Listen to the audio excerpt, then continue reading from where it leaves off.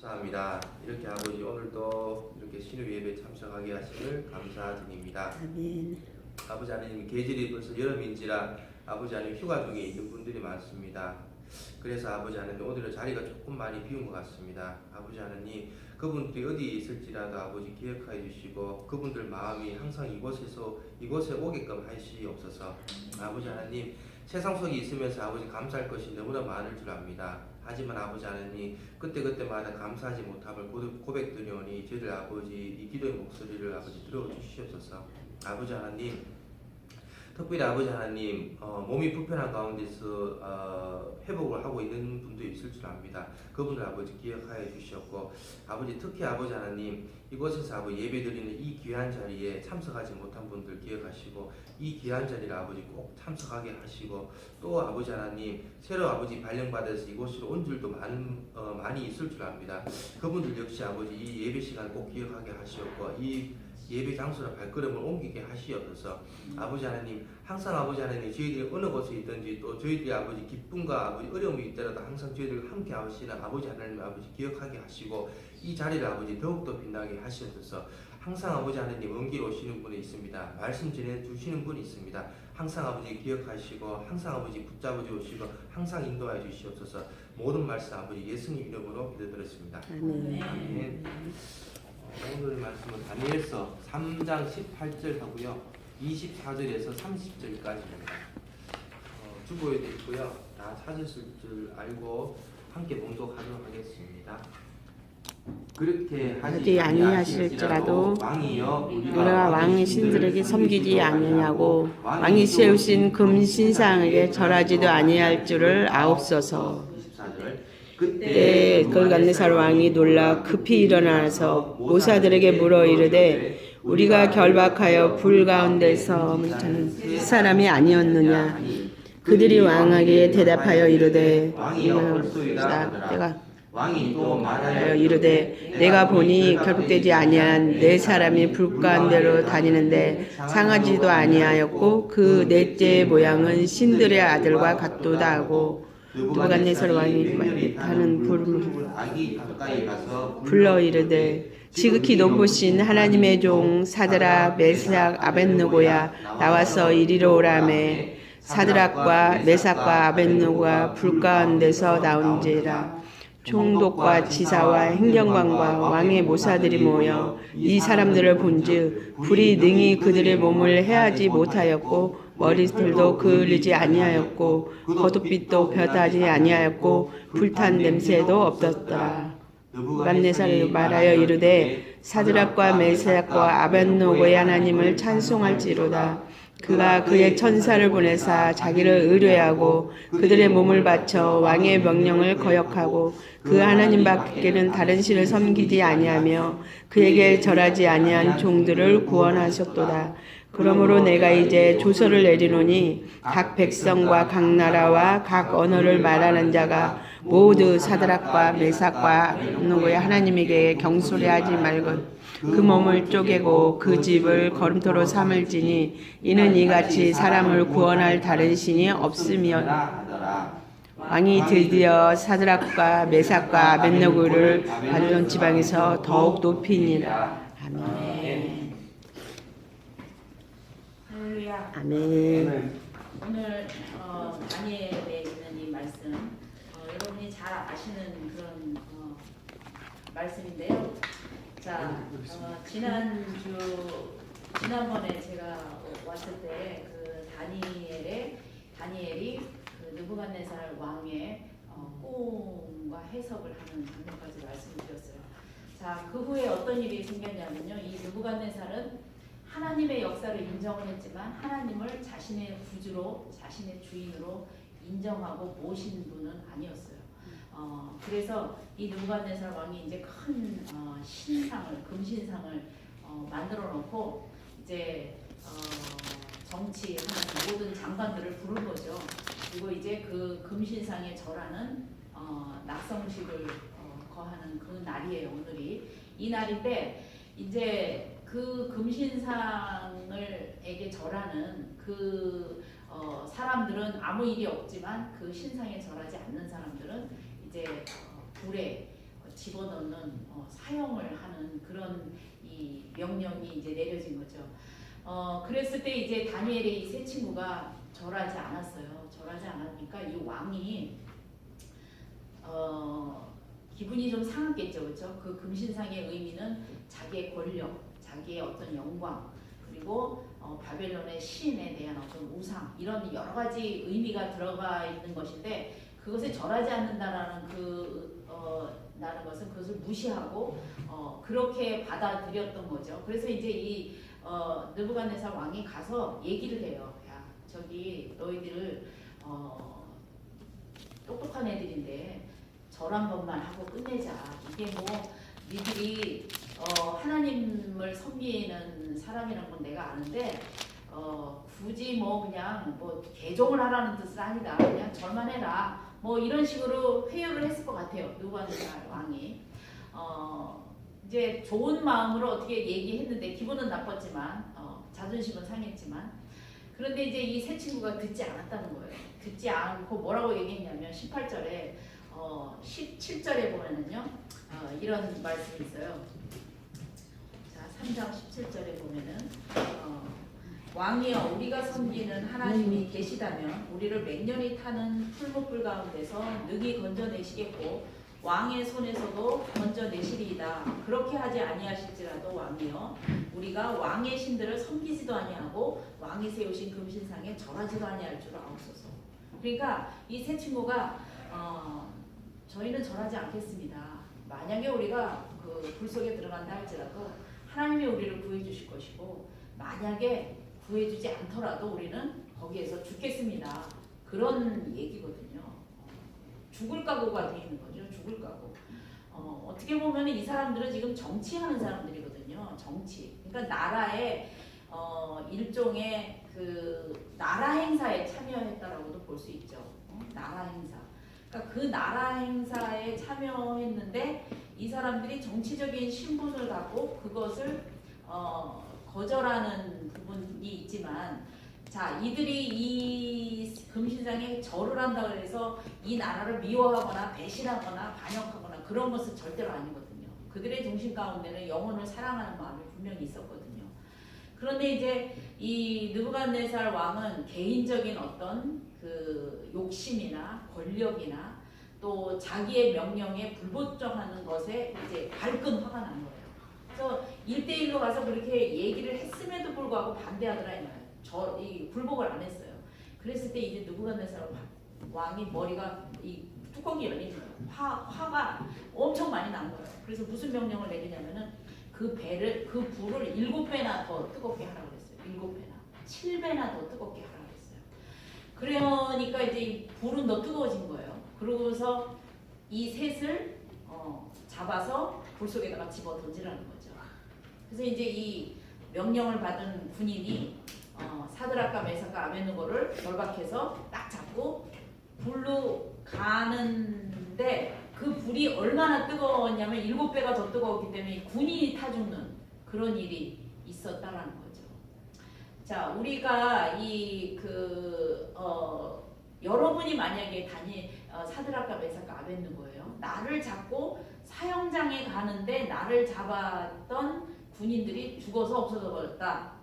그럼 여러분 같으면 그 다음에 어디로 가겠어요? 지금 사형장이 저긴데 지금 나를 붙잡고 있는 사람이 아무도 없어. 나를 붙잡고 있었던 군인들이 다 죽었어. 그러면 그 순간에 하나님에 대해서 어떻게 생각하실 것 같아? 저 같으면 이런 생각할 것 같아. 아, 하나님이 나를 위기에서 모면해 주시느라고 나를 결박했던 군인들을 다 죽여버리고 나를 피하게 하시는구나.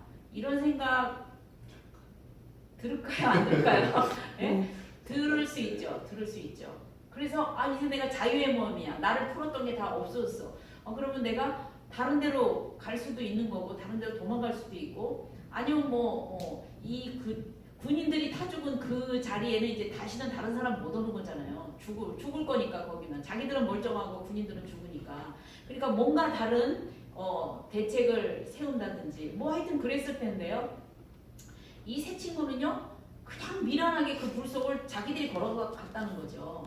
군인들은 다 죽었는데 자기 발로 거기를 걸어갔어요. 그 아내를. 자, 그 아내를 들어갔는데 더 큰 역사가 일어났어요. 그 안에는 세 사람이 들어갔는데 밖에서 보니까 모두 몇 사람이라는 거예요? 네 사람이라는 거예요. 사람이 모두 네 사람인 거예요. 분명히 세 사람을 집어넣는데 불의 안에서 다니는 사람을 보니까 네 사람이더라 이렇게 얘기하고 있어요. 자, 그래서 이 왕이 깜짝 놀랐어요. 그리고 거기 있는 모든 사람들이 이제는 뭐 금신상에 절하는 낙성식에는 관심이 없어. 다 그 불 속에만 다 그걸 쳐다보고 있는 거예요. 얼마나 놀라운 사건이에요, 이것이. 그러니까 모든 사람들이 보고 있는데 이 왕이 깜짝 놀래가지고 옆에 있는 사람들한테 이 24절에 보면 그 말씀 있죠. 그때 느부갓네살 왕이 놀라 급히 일어나서 모사들에게 물어 이르되 우리가 결박하여 불 가운데 던진 자는 세 사람이 아니었느냐 물어봤어요. 그들이 왕에게 대답하여 이르되 왕이여 올소이다 하더라. 왕이 또 말하여 이르되 내가 보니 결박되지 아니한 네 사람이 불 가운데로 다니는데 상하지도 않고 그 넷째 모양은 신들의 아들과 같도다. 자, 이 네 번째 사람이 등장을 했는데 그 네 번째 사람은 이 세 사람과 다른 어떤 모습을 가지고 있었고 그 네 번째 사람의 모습은 이 왕이 볼 때도 신들의 아들과 같다 이렇게 표현했어요.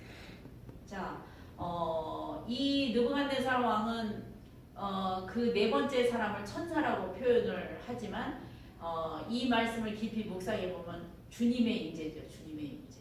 자, 이 불이라는 것은요. 하나님은 불로 보통 자주 이렇게 표현이 돼요. 자, 이 모세가 타오르는 떨기나무 앞에서 하나님을 만나죠. 근데 그 불이 붙은 떨기나무인데 떨기나무가 탑니까 안 탑니까? 안 타요. 하나도 안 타요. 근데 불은 있어요. 똑같은 상황이에요. 지금 이게 사드락과 메삭과 아벳노고가 불 속에 있는데 하나도 안 타. 근데 불은 있는 거예요. 그리고 이 오순절이나 성령의 역사가 불처럼 임하죠, 그렇죠?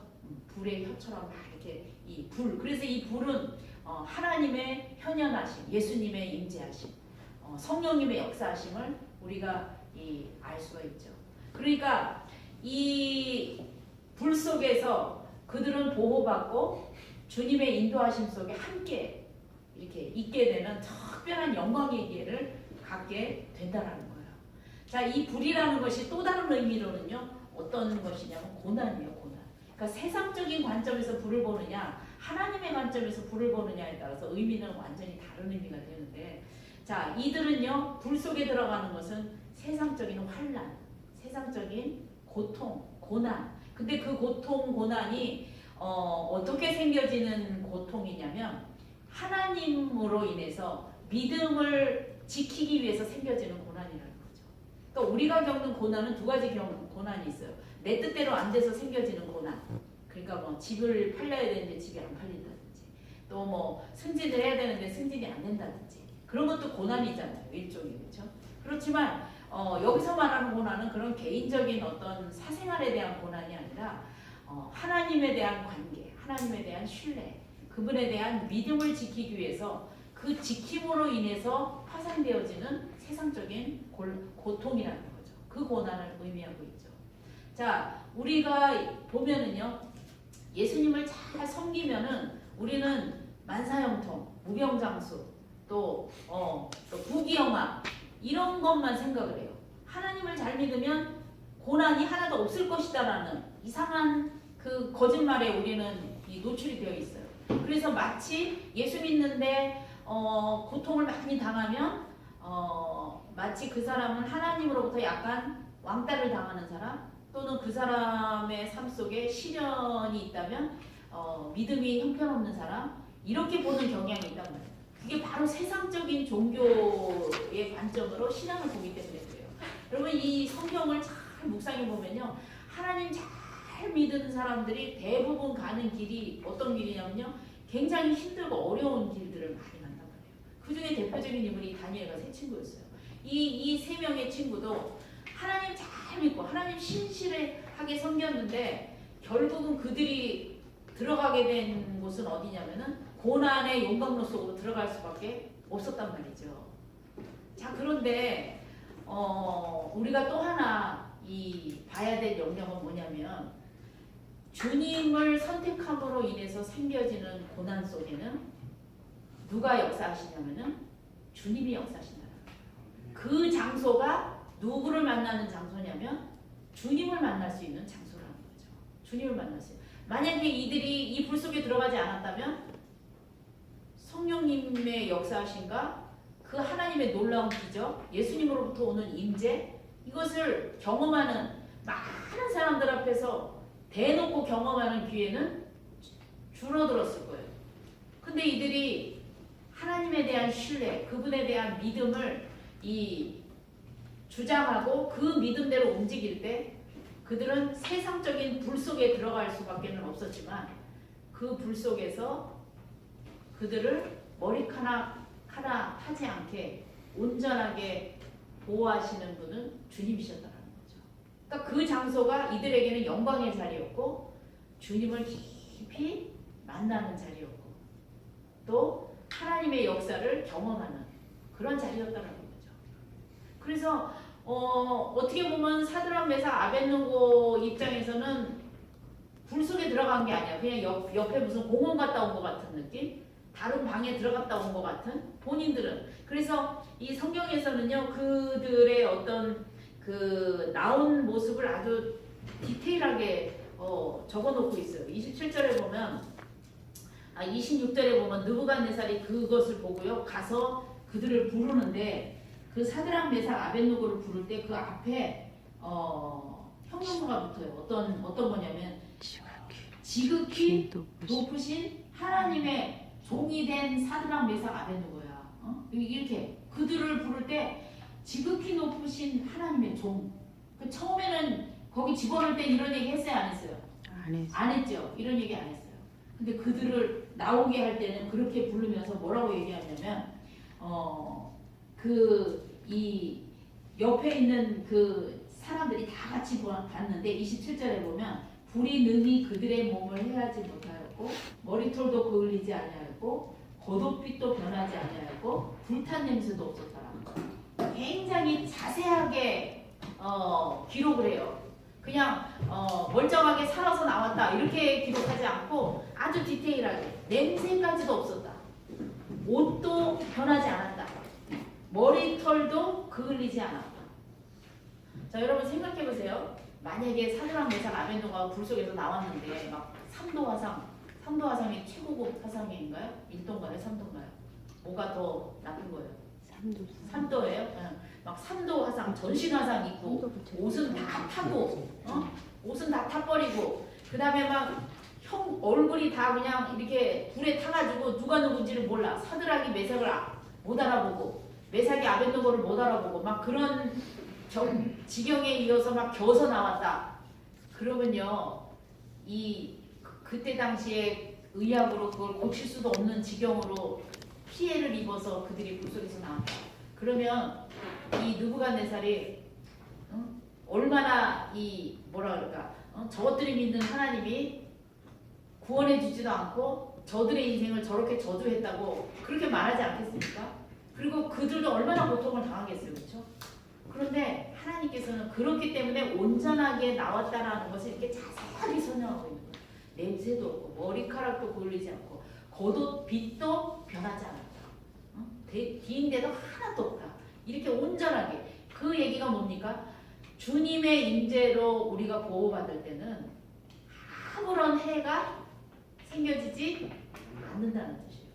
믿음의 이 싸움에서 하나님은 이 상황에서 그들을 보호하는 선택을 하셨어요. 그러나 100% 이러느냐? 그렇지도 않아요. 어떤 때는 하나님께서 그 가운데 순교하도록 하시는 경우도 있어요. 그런데 어쨌든 이 상황 가운데서는 하나님의 주권은 그들을 살리시는 주권이었고 그리고 그 상황을 바라본 이 느부갓네살 왕이 얘기를 하는데 28절에 보면 느부갓네살이 말하여 이르되 사드락과 메삭과 아벳느고의 하나님을 찬송할지어다. 그가 그의 천사를 보내사 자기를 의뢰하고 그들의 몸을 바쳐 왕의 명령을 거역하고 그 하나님 밖에는 다른 신을 섬기지 아니하며 그에게 절하지 아니한 종들을 구원하셨도다. 아멘이십니까? 아멘. 예. 자, 이 왕이 말이죠. 자기 명령을 거역한 것에 대해서 지금 화가 나서 하는 얘기예요. 당연하다고 얘기하는 거예요 지금. 네, 당연한 것처럼 얘기를 해요. 왕의 명령을 거역하기까지도 하나님만을 섬긴 그 자들을 하나님께서 구원해 내셨다는 거예요. 그리고 이 기회를 통해서 29절에 보면 왕이 조서를 내리죠.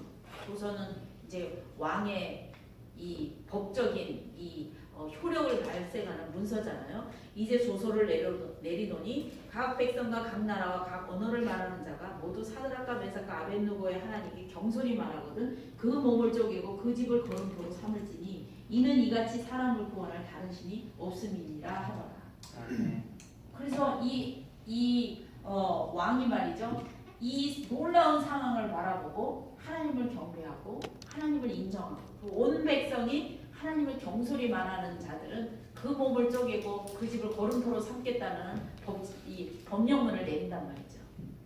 자, 이 사무엘상에 보면 이런 말씀이 있어요. 사무엘이 젖을 뗄 쯤에 이제 그 엘리 제사장 성전에 맡겨지죠. 그래서 이 엘리 제사장이요, 아기 때부터 사무엘을 키워요. 그런데 사무엘이 이제 어느 정도 이제 성장이 돼서 10대쯤 됐을 때 밤에 잘 때 음성을 들어요. 하나님이 사무엘을 부르십니다.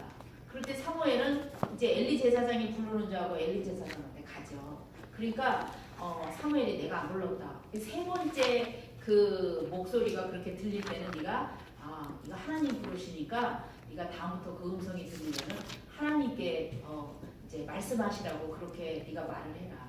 그래서 이 사무엘이 이제 또 그 음성을 들리니까 하나님 말씀하십시오. 이렇게 이제 이 말을 합니다. 그럴 때 하나님께서 무슨 내용을 주시냐면요. 그 엘리 제사장의 어떤 온전치 못함, 그 부정함 이런 것에 대해서 하나님의 진노하심과 벌 주시겠다라는 메시지를 사무엘에게 알려주셔요. 자, 그런데 사무엘과 엘리 제사장의 인간적인 관계는 어떤 관계였겠어요? 사무엘이 아기 때부터 엘리 제사장의 손에서 컸어요. 집 떠나가지고. 그러면 어떻게 보면 양아버지인 셈인 거예요. 자기를 정말 피덩이 때부터 이렇게 키워주고 재워주고 또 자기를 양육해준 자기 아버지와 같은 부모님과 같은 그런 존재거든요. 그러니까 이 사무엘이 그런 분한테 그 하나님이 들은 그 메시지를 전달하는 게 쉽겠어요, 어렵겠어요? 어렵죠. 너무 고민스러운 거예요. 인간적으로 봤을 땐 자기에게는 너무 고마우신 분인데 그분한테 이 하나님이한테 들은 이 메시지를 전달한다는 게 마음이 너무 아팠던 거예요. 그래서 이 사무엘이 이제 엘리 제사장이 부르죠. 야, 간밤에 하나님이 너한테 무슨 얘기를 했냐. 그러니까는 사무엘이 쉽게 얘기해요, 못해요? 못해요. 막 주저주저해요. 이걸 얘기를 해야 되나 말해야 되나. 저 제사장님 저 내일 얘기하면 안 될까요? 모레 얘기하면 안 될까요? 아마 그랬을 것 같아요. 너무 내용이 힘든 내용이었기 때문에. 그런데 이제 이 엘리 제사장이 네가 숨기지 말고 다 나한테 얘기를 해라. 네가 만약에 하나라도 숨기면 내가 너를 저주할 거다. 막 이렇게까지 얘기하면서 그 얘기를 하라고 사무엘한테 얘기를 하죠. 그럴 때 사무엘이 그 하나님으로부터 받은 얘기를 다 엘리 제사장에게 말을 합니다. 자, 우리가 우리의 인생 가운데였죠. 우리 삶에 하나님의 말씀을 말하기가 힘든 대상이 있어요. 그게 우리 삶의 엘리 제사장이에요. 우리 삶에도요. 하나님의 말씀을 적용시키기 어려운 대상이거나 상황이 있어.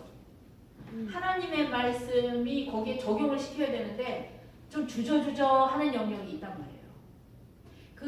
이 이스라엘 백성들이요. 모세한테 그런 얘기를 하는 장면이 나와요. 모세 선생님, 우리는 하나님의 음성을 듣는 거는 좀 거북스럽습니다. 모세 선생님이 한테 듣겠습니다. 왜 그런 얘기를 하냐면요. 하나님이 여러분 직접 나타나서 말을 하면 우리 반응이 어떻게 해야 돼요? 무섭기도 하고 듣거나 안 듣거나 둘 중에 빨리 판단을 내려야 돼. 예를 들어서 여러분이 꼭 해야 되는 주일 성수를 만약에 안 하고 있다. 그럼 토요일날 밤에 하나님이 진짜 나타났고 너 꼭 주일날 나가야 된다. 그랬어. 근데 주일날 내가 출장이 잡혀 있어. 근데 하나님이 나타나서 나가야 된다. 그러면 갈등이 되겠어요, 안 되겠어요? 되죠. 그래서 우리는요 하나님의 음성을 듣기를 원하면서도 한편으로는 좀 요 영역은 좀 하나님이 좀 말씀하는 걸 천천히 해주셨으면 좋겠다 이런 영역이 있다는 거예요. 그러니까 이스라엘 백성이 부담스러운 거예요. 아, 하나님 그런 얘기 직접 우리한테 하면 우리가 좀 부담스럽습니다. 그런데 모세를 통해서 듣는 거는 좀 괜찮아. 왜냐하면은 한바탕 걸르거든. 사람의 음성으로 들을 수 있거든. 아, 그럼 저분의 생각이고 그건 저분의 입장이니까 저 사람 입장에서는 그렇게 말할 수 있지. 목사님이시니까 저분은 제사장이니까 그렇게 말할 수 있지. 그래서 우리가 주일날 목사님의 음성을 통해서 듣는 말씀을 여러분이 다 순종하느냐? 순종 다 해요? 100%? 안 하죠. 그렇죠? 못하는 영역도 있죠. 하는 영역도 있지만 못하는 영역도 있어요. 근데 못한다 그래서 뭐 또 막 신경이 쓰이느냐? 또 그것도 아니야. 그냥 이렇게 흐지부지 또 살다 보면 또 묻혀가서 없어져 버려. 그게 바로 우리의 의식 속에는요. 두 가지 영역입니다. 주님 저에게 말씀해 주십시오 라고 얘기할 때가 있는가 하면 하나님 요 영역은 하나님의 음성을 듣는 게 조금 부담스럽습니다. 아직까지는 제가 조금 믿음이 약합니다. 그래서 요거를 고쳐라 이렇게까지 말씀하시는 것을 제가 적용시키기가 어렵습니다. 요런 우리 삶의 엘리 제사장이 있단 말이죠. 여러분 삶의 엘리 제사장은 어떤 거였냐는 거예요.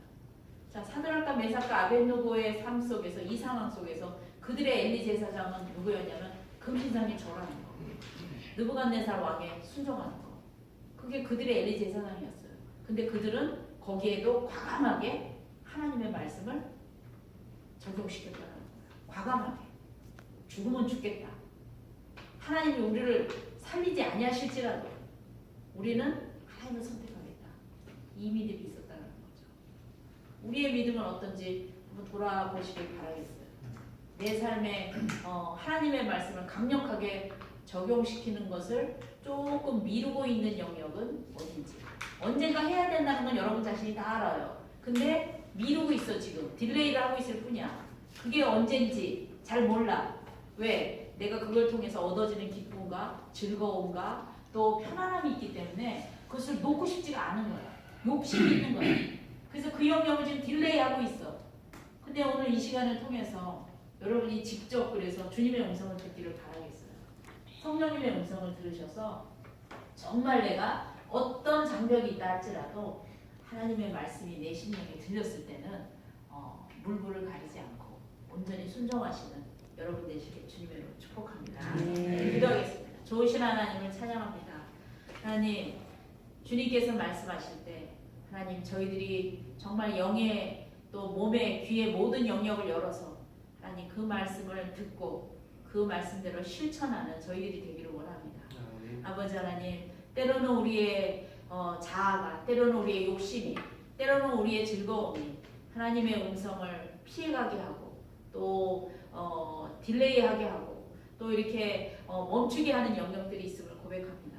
하나님 이 시간에 우리의 심령을 깨우쳐 주시사 하나님 그것이 무엇인지를 알게 하여 주시고 하나님 주님 우리에게 능력과 그것을 지체 없이 삭제할 수 있는 버릴 수 있는 하나님 믿음을 허락하여 주시사 하나님 그것에 의지적인 순종을 할 수 있는 저희들 될 수 있도록 하나님 도와 주시옵소서.